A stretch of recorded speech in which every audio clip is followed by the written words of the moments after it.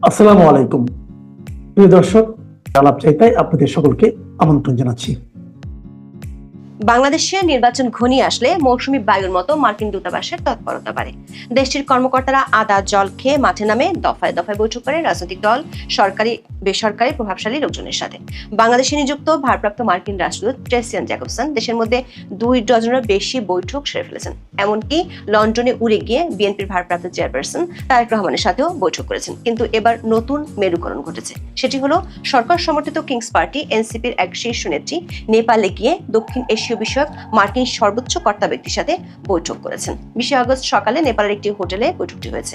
এই বৈঠকের ঠিক একদিন আগে মানে 19 আগস্ট কবি ও চিন্তক ফরহাদ মাজহার রাজশাহীতে মার্কিন দূতাবাসের তৎপরতা নিয়ে বিস্ফোরক মন্তব্য করেছেন, যেখানে তিনি সরাসরি মার্কিন দূতাবাস থেকে বাংলাদেশের অন্তর্বর্তী সরকারকে পরিচালনার অভিযোগ তুলেছেন।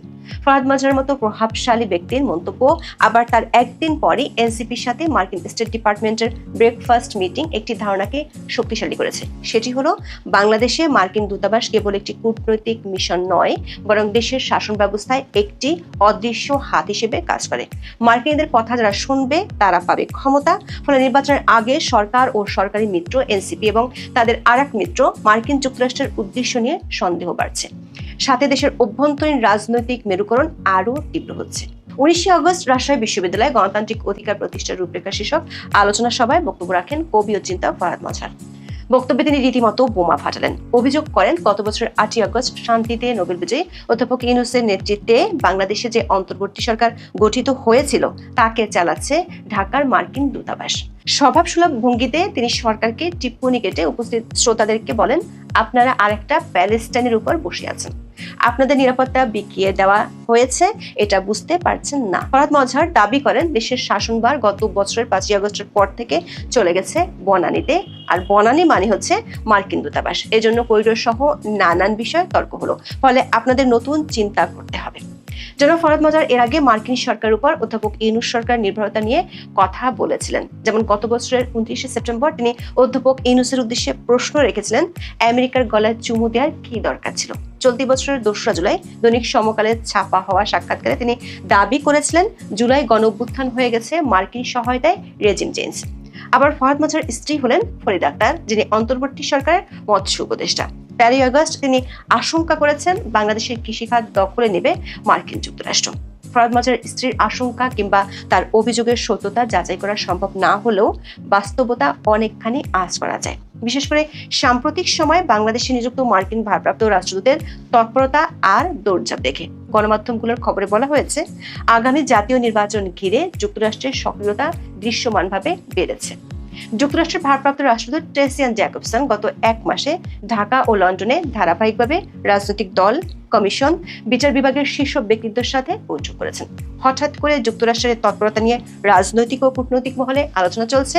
বলা হচ্ছে, বাংলাদেশের নির্বাচন নিয়ে গত কয়েকবারের মতোই এবারও যুক্তরাষ্ট্র সক্রিয়ভাবে নজর রাখছে। ট্রেসিয়ান জ্যাকবসন গত 11 থেকে 14 আগস্টের মধ্যে 3টি গুরুত্বপূর্ণ বৈঠক করেছিলেন।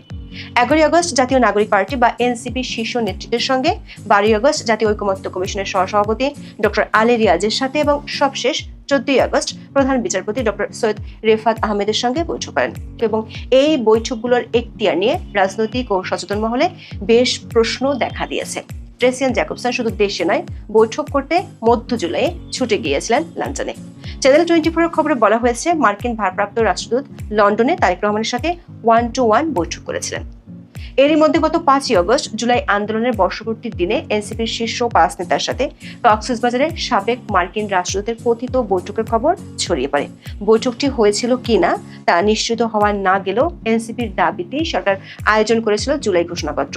সেই ঘোষণাপত্রের অনুষ্ঠানের দিনে কেন তারা কক্সবাজার গেলেন তা নিয়ে প্রশ্ন উঠেছিল। এমনকি এনসিপি থেকে ওই 5 নেতাকে শোকজ নোটিশও দেওয়া হয়েছিল।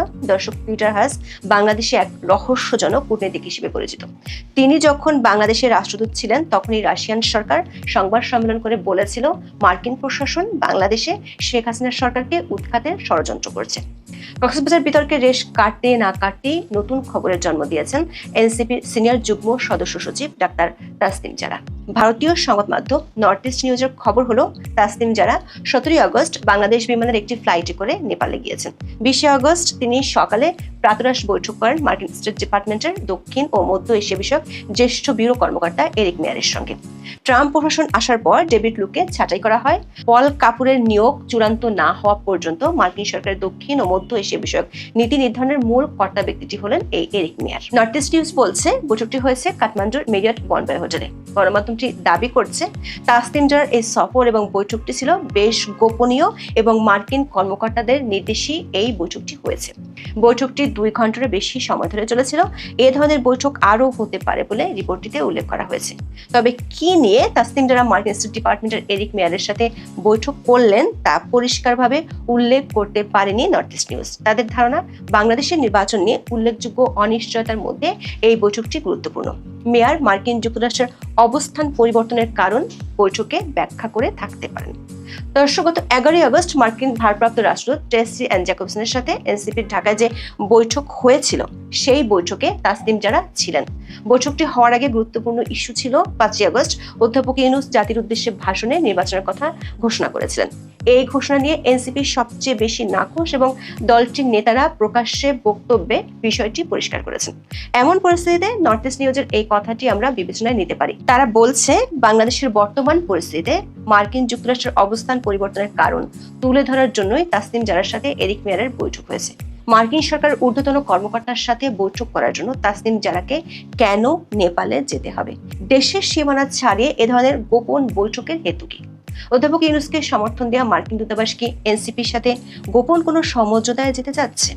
দর্শক, অতীতেও রাজনৈতিক অস্থিরতার সময় বিদেশি দূতাবাসগুলো, বিশেষ করে মার্কিন দূতাবাসের তৎপরতা ব্যাপকভাবে লক্ষ্য করা গেছে। সবচেয়ে বেশি দেখা গিয়েছিল 1/11-এর সময়। জনশ্রুতি আছে 1/11-এর সেনা সমর্থিত সরকারকে ক্ষমতায় বসানোর ক্ষেত্রে বড় ভূমিকা রেখেছিল বাংলাদেশের রাষ্ট্রদূতদের প্রেসড গ্রুপ, যেটি ফাঁস হওয়া উইকিলিক্সের তার বার্তায়ও প্রকাশিত হয়েছিল। কিন্তু যেটি প্রকাশিত হয়নি সেটি হলো এই দূতাবাসগুলো একটা সময় গিয়ে ফখরুদ্দিন সরকারের বিরোধী হয়ে গিয়েছিল।